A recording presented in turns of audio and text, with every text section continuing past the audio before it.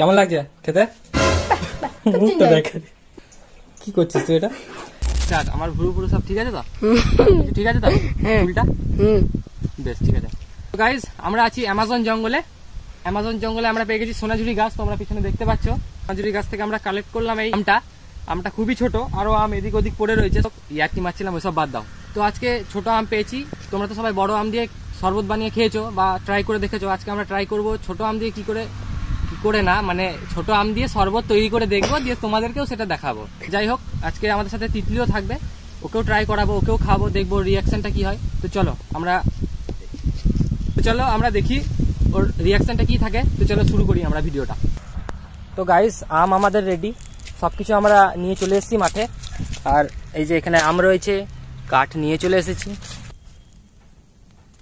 তো গাইস তিতলিকে আমরা আনি নাই, আর রোদ উঠেছে, আমরা নিজেরাই এই বনের ভিতরে আর কি